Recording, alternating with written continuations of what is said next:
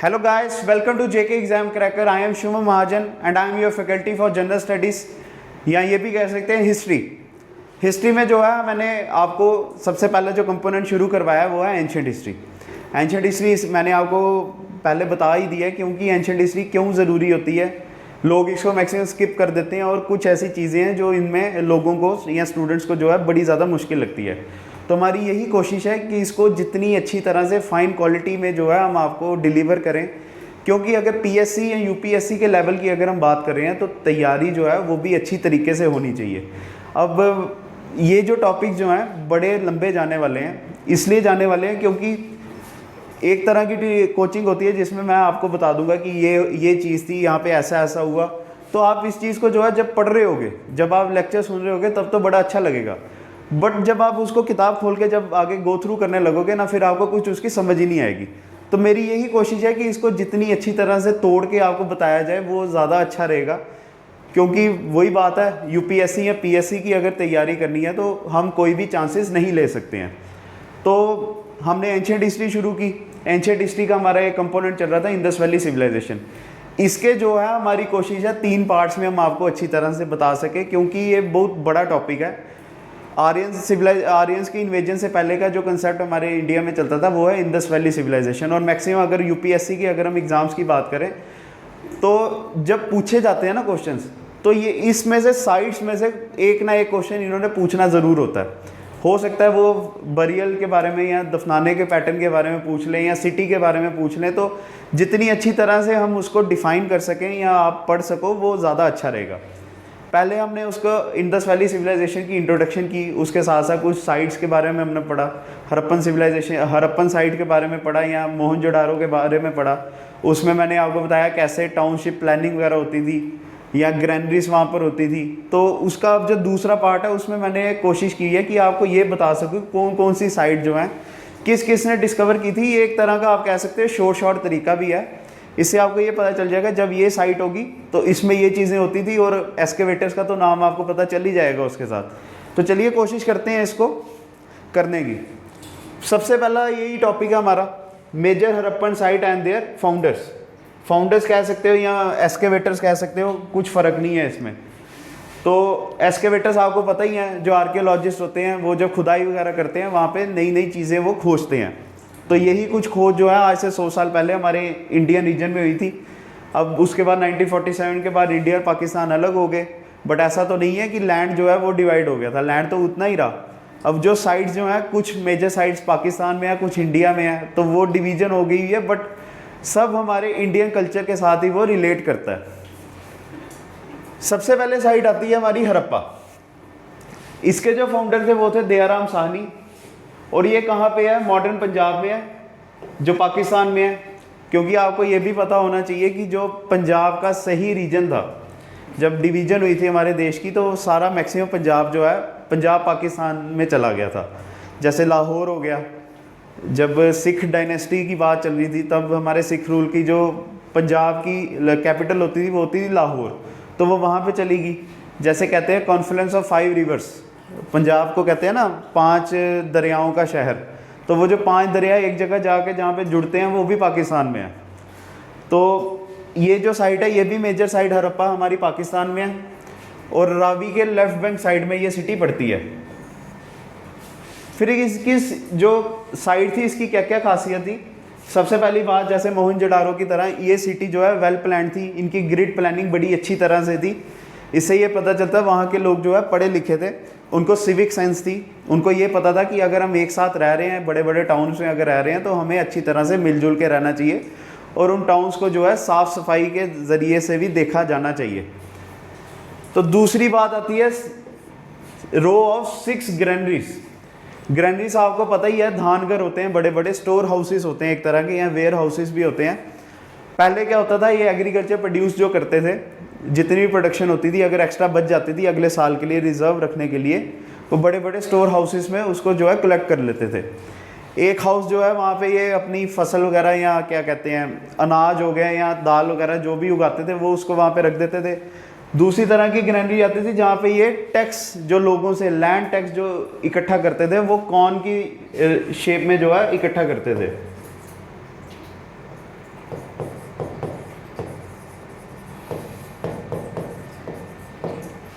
तो दो तरह की ग्रैनरीज हैं, एक होती थी जहाँ पे वीट स्टोर होती थी, जहाँ पे प्रोडक्शन करते थे लोग, वो वहाँ पे स्टोर किए जाते थे, और दूसरी तरह की ग्रैनरी होती थी जहाँ पे लैंड टैक्स लोगों से लिया जाता था। इससे ये पता चलता है वहाँ पे अपर क्लास और लोअर क्लास भी होती थी, और सिटी को चलाने के लिए जो है हर कोई अपना जो है कंट्रीब्यूशन कुछ ना कुछ देता था। तो जो टोटल वहाँ पे हमें ग्रैनरीज मिलती हैं वो मिलती हैं 6, वो एक 6 की रो में बनी हुई है। तो ये भी हड़प्पा में हमें मिलती हैं। इसके साथ साथ हमें मिलता है वहाँ पे जो लोग थे अपने जो मुर्दों को जो है या डेड पर्सन्स को जो है दफनाते थे। दो तरह के दफनाने का कंसेप्ट होता था, एक जो नॉर्मल पिट खोदा, उसके अंदर ब्रिक्स वगैरह अगर लगाई तो वहाँ पे जो है डेड पर्सन्स को अपने रख देते थे रिस्पेक्ट शो करने के लिए। तो दूसरी तरह का अगर फॉरेन कंसेप्ट की अगर हम बात करें जो मेसोपोटामियन सिविलाइजेशन से लिया हुआ है कॉफिन बरियल का, वो भी हमारे इंडिया में होता था। तो एक कॉफिन बरियल का कंसेप्ट भी हमें जो है हड़प्पा से ही मिलता है। फिर बात करते हैं जो बरियल सिस्टम था हमारा, जो डेड बॉडीज के लिए जो हम रिस्पेक्ट शो करते थे, वो भी दो तरह की थी। एक आती है फ्रैक्शनल बरियल और दूसरी आती है कॉफिन बरियल। कॉफिन बरियल और नॉर्मल बरियल जो है एक तरह का होता था। कॉफिन में क्या होता था, एक वुडन जो बॉक्स होता है उसके अंदर डेड बॉडी को रख के जो है डाल दिया जाता था ज़मीन में, और दूसरा होता था उसमें पिट खोदा जाता था, उसके अंदर ब्रिक्स वगैरह लगाई जाती थी, वो जो है उधर लगा देते थे, उनको डेड बॉडीज को जो है रख देते थे। फिर दूसरा आता है फ्रैक्शनल बरियल। इसमें क्या होता था, जब आगे हम पढ़ेंगे सीमेंट्रीज की, जब मैं बात बताऊंगा उसमें भी दो तरह की सीमेंट्रीज हमें मिलती हैं। तो ये फ्रैक्शनल बरियल में क्या होता था, एक डेड पर्सन को जो है पहले कुछ मटेरियल्स के आगे एक्सपोज किया जाता था, या बॉडी उनकी जो है डिके करवाई जाती थी। जब वो बॉडी पूरी तरह डिके हो जाती थी तो उनके जो पार्ट्स होते थे, बोन्स वगैरह, इनको ये कलेक्ट करते थे, और कुछ खास तरह के घड़े जिनके ऊपर इन्होंने डिज़ाइन वगैरह लगाए होते थे, उसके अंदर वो जो है पार्ट्स डेड बॉडीज़ के डाल के उनको फिर पिट्स के अंदर जो है दफनाया जाता था। तो ये दो तरह के हमें वहाँ पे बरियल सिस्टम मिलते हैं। एक आता है फ्रैक्शनल बरियल जिसमें डेड बॉडीज़ के जो पार्ट्स होते थे, बोन्स वगैरह, जब वो एक्सपोज हो डिके हो जाती थी पूरी तरह से, तो उनको पॉट्स के अंदर डाल के दफना दिया जाता था। और दूसरी तरह का जो है कॉफिन बरियल सिस्टम होता था वहाँ पे। तो ये आ गई हमारी हड़प्पन साइड की बारी खासियत। फिर दूसरी जो मेजर साइड आती है वो आती है मोहनजोदारो। मूवी के हिसाब से देखा जाए बड़ी मतलब इंटरेस्टिंग ये कहानी हो सकती है आपके साथ। जब भी आप एंशिएंट हिस्ट्री करोगे या इंडियस वैली सिविलाइजेशन करोगे, मोहनजोदारो का जहाँ पे भी नाम आप सुनोगे तो वहाँ पे हो सकता है कि आपको ब्रेक मारनी पड़े पढ़ाई करने के लिए। तो मोहनजोदारो जो है 1922 में आर डी बैनर्जी ने खोजा था, और ये जो है ये भी सिंध पाकिस्तान रीजन में है, लरकाना डिस्ट्रिक्ट है, वहाँ पे ये जो है साइट हमें मिलती है। और रिवर इंदस के ये जो है साइड में या उसके शोर के पास जो है ये हमें साइट मिलती है।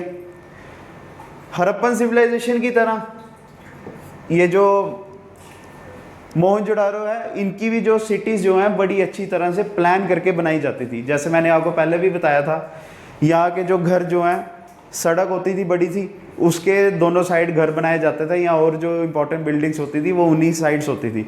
तो जो हड़प्पा में होता था वही मोहनजोदारो में भी होता था। बट एक तरह की एक और खासियत थी, यहाँ पे जो है हमें जब एक्सकेवेशन होती है यहाँ पे एक बड़ा सा ग्रेट बाथ मिलता है। ग्रेट बाथ से ये पता चलता है कि लोग जो है इकट्ठे होते थे वहाँ पे, जब भी उन्होंने कुछ रिचुअल्स करने होते थे या कुछ भी सेक्रीफाइसेस करने होते थे, उससे पहले वो जो है नहाना पसंद करते थे, अपने आप को शुद्ध करना पसंद करते थे। तो इसका जो हमें प्रूफ मिलता है ग्रेट बाथ की वजह से मिलता है। और हड़प्पा की तरह यहाँ पे भी हमें ग्रैनरी मिलती है, बहुत बड़ी ग्रैनरी मिलती है, बट ये एक ही होती है, स्टोर हाउस हमें मिलता है। और मोहनजोदारो की एक खासियत ये है, ये सिविलाइजेशन जो है एक टाइम पे आके ख़त्म हो गई थी। अब बड़े ज़्यादा रीज़न रहे थे, या फ्लड्स की वजह से या और किसी कॉजेज़ की वजह से। तो इसमें एक हमें ये खासियत मिलती है कि यहाँ पे इन्वेजन बड़ी ज़्यादा हुए हैं। बाहर की जो सभ्यताएं जो हैं या बाहर के लोग जो हैं मोहनजोदारो में आके अटैक्स करते थे, और उसके साथ साथ मैस्केयर्स के भी हमें प्रूफ्स मिलते हैं। यहाँ जो लोग होते थे जब ये इस एरिया को जीत जाते थे, तो जो वहाँ के जो लोग थे तो उनको मारते भी थे वो, तो उसके भी हमें कुछ प्रूफ्स मिलते हैं। फिर बात करते हैं हॉर्स की। मैंने जब पहले बताया था यहाँ पे हमें जो हड़प्पन या इंडस वैली सिविलाइजेशन में हमें हॉर्सेस के प्रूफ्स इतने ज़्यादा नहीं मिलते हैं, क्योंकि अगर देखा जाए जब आर्यन इन्वेजन हुआ या आर्यन कल्चर जब हमारा चलने शुरू हो गया, तब वहाँ से लेकर अभी तक हॉर्स जो है हर काम में उनके मदद करता था। जैसे चैरियट्स होते थे, उनको चलाने के लिए जो है हॉर्स काम आते थे, और भी काम जो है करने के लिए, ट्रैवल के काम करने के लिए हॉर्सेस को यूज़ किया जाता था। बट इंडस वैली सिविलाइजेशन में हॉर्सेस के हमें ट्रेसेस नहीं मिलते हैं। बट एक ऐसी जगह खाली मोहनजोदारो जहाँ पे हमें हॉर्सेस के जो है एविडेंसेस मिलते हैं, और कुछ ज़्यादा बड़े लेवल में। इससे ये पता चलता है कि वो जो ज़्यादा बड़े काम हो सकते हैं, कुछ या तो रिलीजन के रिलेटेड हो या किसी और काम के रिलेटेड, जो है हॉर्स कभी ना कभी वो यूज़ करते थे। तो एक चीज़ ये मिलती है। इसके साथ साथ यहाँ पे क्या मिलता है, यहाँ पे जो है कपड़े बनाने की फैक्ट्रीज भी हमें मिलती हैं, उसके जो है ट्रेसेस भी मिलते हैं। उसमें क्या क्या चीज़ें होती हैं, स्पिंडल्स, वर्ल्स और नीडल्स। सुई मशीन को चलाने के लिए जो चक्री होती है, हैंडल के साथ लगी होती है, और उसके साथ है स्पिंडल्स जो उनको शेप देते हैं या उनके ऊपर जो नक्काशियाँ करते हैं, वो चीज़ें हमें मिलती हैं। फिर उसके साथ साथ हमें एक स्टैचू मिलता है बियर्डेड मैन का। ये स्टेटाइट से बना हुआ है, और ये स्टेटाइट आपको पता होना चाहिए, ये जो होता है एक तरह का सैंडस्टोन होता है, सोपस्टोन होता है। ये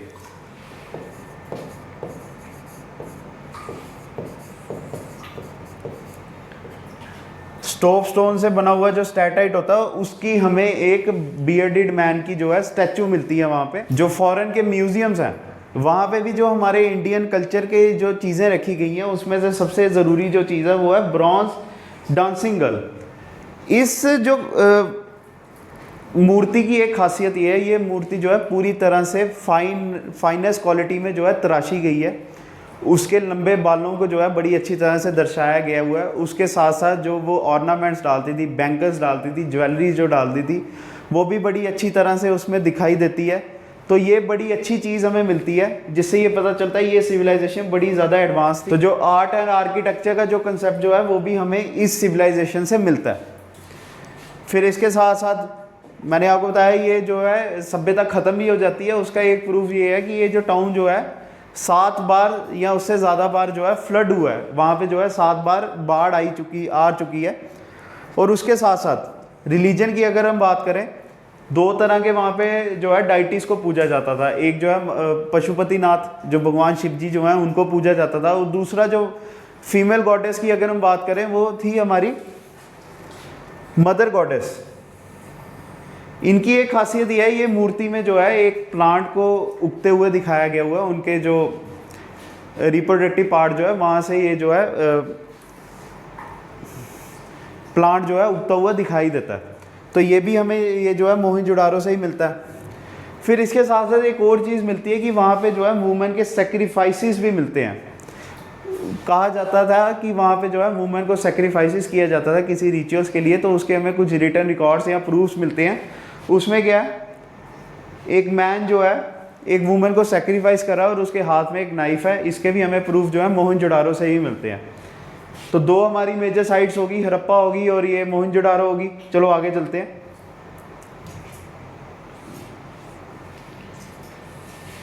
जो हमारी नेक्स्ट साइट आती है वो आती है चन्हुदारो। ये 1931 में एन गोपाल मजुमदार ने इसको खोजा था, और उसके साथ एक हमारे फॉरेनर और थे जिनके साथ जो है इन्होंने कोलैबोरेशन में ये एक्सकेवेट किया था। और ये भी पाकिस्तान में आती है, सिंध प्रांत में, और इंदस रिवर के किनारे ही आती है। तो मैक्सिमम आप जो भी देखोगे ना, ये सारी सिविलाइजेशन इंदस नदी के या उसके ट्रिब्यूटरीज के आसपास ही हमें मिलती हैं। और इस साइड की एक जो है खासियत है, जैसे हड़प्पन सिविलाइजेशन या मोहनजोदारो सिविलाइजेशन में क्या होता था, वहाँ पे 2 तरह की जो है प्लानिंग की जाती थी टाउन की। एक सिटाडेल होता था, या बड़ी तरह की एक फोर्टिफाइड दीवार होती थी, उसको सिटाडेल कहते थे।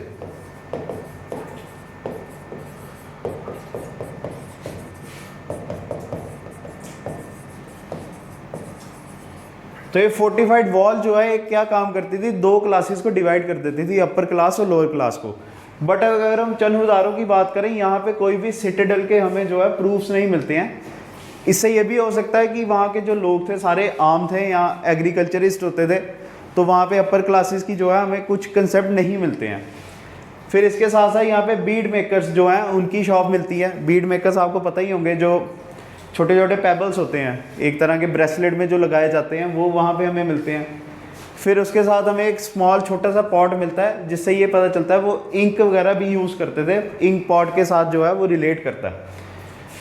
फिर उसके साथ फुटप्रिंट मिलते हैं डॉग्स के, जो एक कैट को जो है चेस करा है, इससे ये पता चलता है डोमेस्टिकेशन होती थी वहाँ पे डॉग और कैट दोनों की।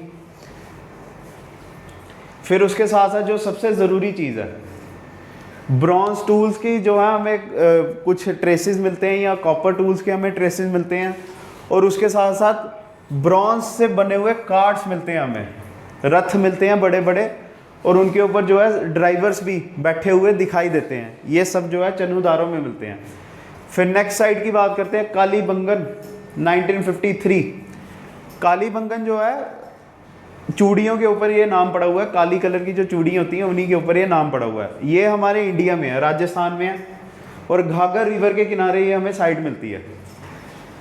इसकी खासियत ये है कि यहाँ पे हमें हड़प्पन सिविलाइजेशन की स्टार्टिंग और एंडिंग जो है दोनों के ट्रेसेस मिलते हैं। और यहाँ पे खेती बाड़ी होती थी, और फूरोड लैंड क्या होता है, वो जो खेतों में बड़ी बड़ी लाइनें बनाई जाती हैं सीड्स को सो करने के लिए, उसके हमें ट्रेसेस मिलते हैं। उसके साथ साथ ये भी हमें पता चलता है कि यहाँ पे इस एरिया में लोग जो हैं आग को पूजते थे, और फायर आल्टर्स हमें मिलते हैं, या हवन कुंड बड़े बड़े मिलते हैं, उनके भी हमें एविडेंसेस मिलते हैं। और उसके साथ कैमल की बोन्स मिलती हैं हमें। मैंने आपको पहले भी बताया था, ये जो है बीस्ट ऑफ बर्डन का इनको खिताब दिया गया हुआ, क्योंकि जितने भारी काम होते थे इन्हीं से करवाए जाते थे। तो इसके भी हमें ट्रेसेस मिलते हैं। हर घर के साथ अपना कुआं होता था, ये भी हमें यहाँ पे प्रूफ मिलते हैं इसके। फिर जैसे नाम बताया, कालीबंगन का जो है ब्लैक बैंगल्स के ऊपर नाम पड़ा हुआ है। फिर वुडन फोरो, इसके भी हमें एविडेंस मिलते हैं। और उसके साथ साथ दो तरह के हमें बरियल सिस्टम मिलते हैं, एक आता है रेक्टेंगुलर ग्रेव, और दूसरा आता है burial in a circular grave. यानी कि जो आज के टाइम पे हम कंसेप्ट फॉलो करते हैं रेक्टेंगुलर ग्रेव का, वो भी हमें मिलता है।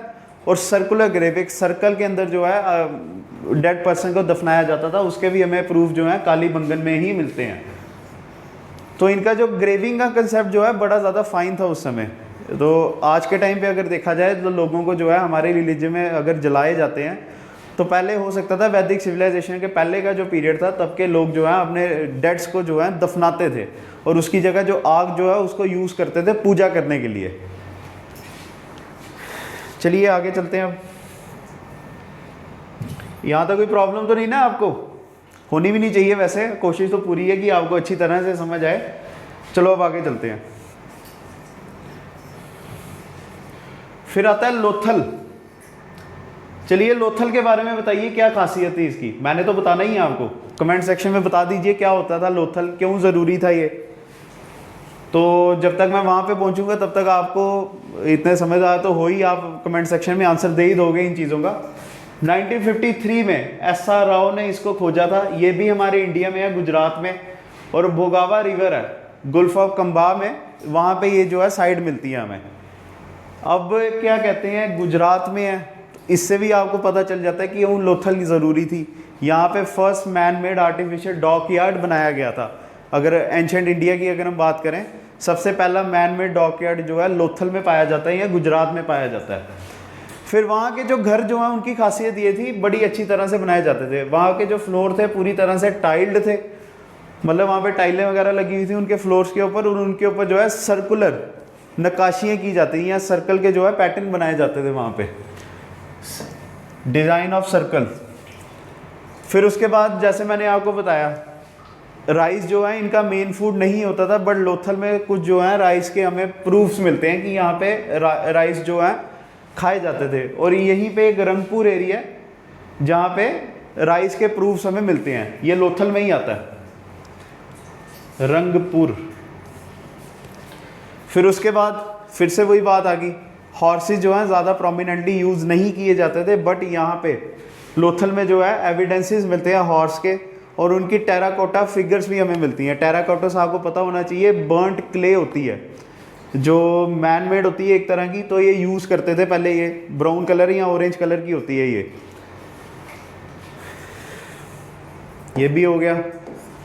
फिर अगर यहाँ पे ट्रेडिंग स्टेशन था, सी के थ्रू अगर जो है ट्रेड किया जाता था तो उनकी सीज जो है वहाँ पे भी शिप के हमें जो है प्रूफ्स मिलते हैं, ठीक है। बीड मेकिंग होती थी यहाँ पे भी पेबल्स वगैरह बनाए जाते थे और उसके साथ ट्रेडिंग पोर्ट होता था ये।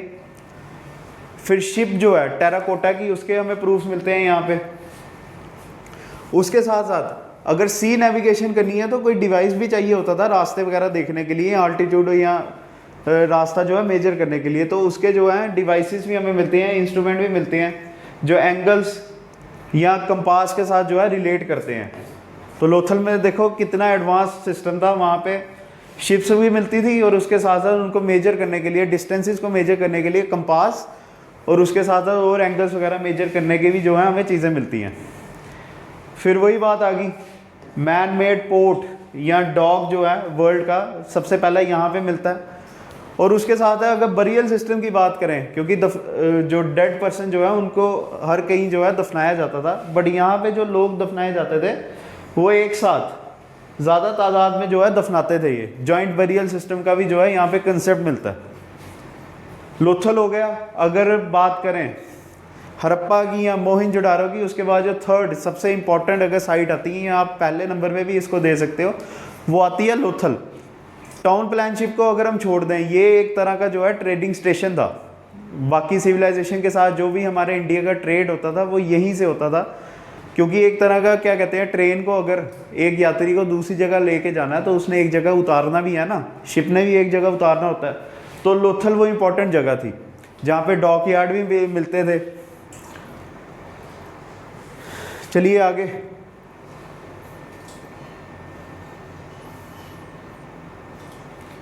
फिर आती हैं दो तीन छोटी छोटी साइट्स। एक आती है भाई बनवली, RS बिस्ट, ये भी हमारे इंडिया में है। हड़प्पा और अगर उसको छोड़ दे हम, मोहनजोदाड़ो को छोड़ दे, तो बाकी सिविलाइजेशन मैक्सिमम जो है हमारे इंडिया में आती हैं। बनवली है, RS बिस्ट ने इसको खोजा था, और ये कहाँ पे है, हरियाणा में हिसार डिस्ट्रिक्ट में। यहाँ पे भी प्री और हड़प्पन फेज दोनों मिलते हैं। और यहाँ पे एक खासियत ये थी, बाकी चीज़ों को अगर छोड़ दें, यहाँ पे बार्ले की जो है हमें प्रोडक्शन के ट्रेसेस मिलते हैं। फिर उसके बाद आता है सुरकटोडा, 1964 JP जोशी, कच्छ में है ये, इंडिया, भुज डिस्ट्रिक्ट गुजरात की। इधर भी हमें हॉर्सेस की बोन्स मिलती हैं, बीड मेकिंग शॉप्स यहाँ पे भी हमें मिलती हैं। फिर सुतकेंदर, 1927 में एक फॉरेनर ने इसको खोजा था, RL स्टेन ने, बट ये हमारे बलूचिस्तान में आता है। अगर पाकिस्तान को छोड़ दें, जम्मू कश्मीर के ऊपर की अगर हम तरफ चले जाएं, ठंडे एरिया में अगर हम चले जाएं, वहाँ पे भी एक सिविलाइजेशन पाई जाती थी, और ये बलूचिस्तान में है। और दश्त रिवर के किनारे पे ये जो है सिविलाइजेशन पाई जाती है। और कहा जाता है हड़प्पा और बेबीलोन, या अगर अरब कंट्री की अगर हम बात करें, वहाँ के जो हमारे बिजनेस होते थे यहीं से होते थे। और यहाँ से जो है हमें फाइन क्वालिटी में, मतलब ज़्यादा तादाद में जो है हॉर्सेस के ट्रेसेस मिलते हैं, क्योंकि पहले अगर ट्रैवल करना होता था अरब कंट्रीज़ वगैरह में, वो जो है घोड़ों के थ्रू ही होता था। तो यहाँ पे हमें सबसे ज़्यादा अच्छे प्रूफ्स मिलते हैं कि यहाँ पे हॉर्सेस जो हैं ज़्यादा तादाद में यूज़ होते थे। बाकी जगह जो है हमें छोटी छोटे क्वांटिटीज़ में जो है इनके प्रूफ्स मिलते हैं, बट यहाँ पे सबसे ज़्यादा हमें अच्छी तरह से हमें जो है इसके प्रूफ्स मिलते हैं। तो ये हो गए, सब साइट्स होगी, सब में जो इम्पोर्टेंट चीज़ें थी वो भी होगी, और उसके साथ साथ साइट्स में हमें क्या क्या मिलता है वो भी कर लेते हैं। अब मेरे को नहीं लगता आपको इसमें प्रॉब्लम होगी, क्योंकि कोशिश तो हमारी रहती है कि ज़्यादा से ज़्यादा जो है आपको क्वालिटी डिलीवर की जाए। तो चलिए आगे चलते हैं हम। और एक बार फिर से कह दूं, कभी भी एंशिएंट हिस्ट्री को जो है लाइट मत लेना, क्योंकि एंशिएंट हिस्ट्री जो है हो सकता है आपके जो एग्ज़ाम को जो है डिसाइड करे। कभी कभी क्या होता है 5 से 6 क्वेश्चन भी पूछे जाते हैं एंशिएंट हिस्ट्री के बारे में। अगर हर साल अगर आप पेपर को कंपेयर करोगे UPSC के, चाहे वो IAS का होगा, CDS का होगा, कोई भी एग्ज़ाम होगा, उसमें कभी आप देखना, हर सब्जेक्ट के बारे में देखना, एंशिएंट हिस्ट्री के बारे में देखना, मॉडर्न हिस्ट्री के बारे में देखना, मेडिवियल के बारे में देखना। हर जो उन्होंने कंपाइलेशन करके बताया होता है साइड में कि कौन से एग्ज़ाम, कौन से जो सब्जेक्ट का जो है कितने क्वेश्चन हमने पूछे हुए हैं। तो एंशिएंट हिस्ट्री प्लीज़ कभी नहीं आप इसको मतलब लाइट लेना। और ये जो है आर्यन इन्वेजन तक की अगर बात करें, ये वाले जो कंसेप्ट जो है बड़ा ज़्यादा डीप है। इसमें हमें इंटरेस्ट भी आता है क्योंकि हमें ये पता चलता है हमारी सिविलाइजेशन क्या क्या तब ग्रोथ कर चुकी थी। बाहर की सिविलाइजेशन हो सकता है ज़्यादा ग्रो नहीं की हो, बट हमारी की हो। आर्यन इन्वेजन हमें मिलता है जिससे वेद जो हैं, हमारे सबसे एंशियंट टेक्स्ट जो है रिलीजन के रिकॉर्डिंग देखा जाए, वो भी हमारे यहाँ पे कंसेप्ट जो है शुरू हो चुका था। तो इन चीज़ों को प्लीज़ लाइट में नहीं लेना। अगर हो सकता है अगर हम बात करें, मौर्यंस की बात करें, वो आपको जो है एक लेक्चर में ही समझ आ जाए, बट ये चीज़ें जो है कुछ थोड़ी मुश्किल हो जाती हैं, तो इनका ध्यान रखना प्लीज़। फिर क्या क्या चीज़ें हमें हर साइट में से क्या क्या मिलती हैं। अब दो तरह के जो है हमें कब्रिस्तान या सीमेंट्रीज मिलती थी, एक आती है H और दूसरी होती है R37। जो H सीमेंट्री जो है एक हड़प्पा के या इंडस वैली सिविलाइजेशन के नाम जो है एरिया H के ऊपर पड़ा हुआ है, area H of Indus civilisation.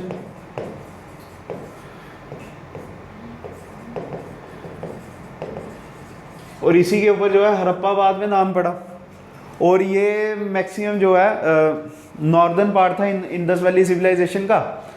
और यहाँ पे क्या होता था, एक बड़ी अच्छी तरह का जो है बरियल सिस्टम का कंसेप्ट फॉलो किया जाता था, फ्रैक्शनल बरियल का। इसमें क्या होता था, जो ह्यूमन रिमेन्स थे इनको दफनाया जाता था।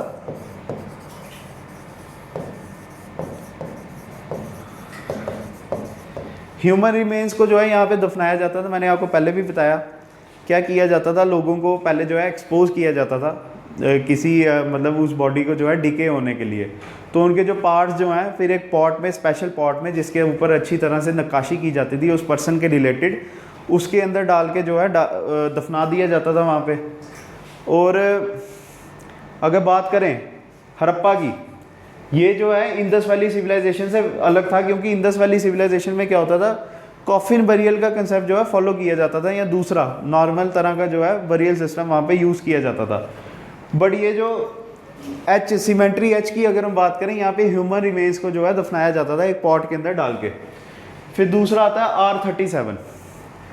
और ये जो पीरियड जो है ये हमें बताता है कि ये 1900 से लेकर 1300 एरिया टाइम पीरियड के बीच जो है ये वाला टाइम पीरियड जो है ये चलता है, ये इसके साथ रिलेट करता है। और नॉर्दर्न पार्ट था। और उसके साथ है यहाँ पे सीमेंट्री H की अगर हम बात करें, यहाँ पे हमें एलियन इन्वेजन के जो हैं और भी बड़े ज़्यादा प्रूफ्स मिलते हैं। मतलब बाहर के लोग जो है यहाँ पे जो बस जाते थे आके, यहाँ लड़ाइयाँ वगैरह करते थे, उसके भी हमें एरिया H में ही हमें ट्रेसेस मिलते हैं या हड़प्पा में मिलते हैं। फिर R37 की बात करें, ये पाकिस्तान में आता है। 1937 में ये जो है खोजा गया था, 1937 और 38 के बीच में। यहाँ पे टोटल जो हमें डेड बॉडीज मिलती हैं दफनाई हुई, टोटल 92 इंडिविजुअल की मिलती हैं।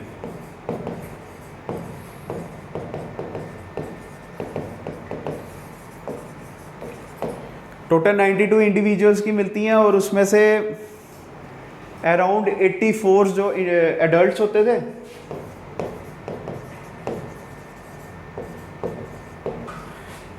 और 8 जो हैं जुवेनाइल थे।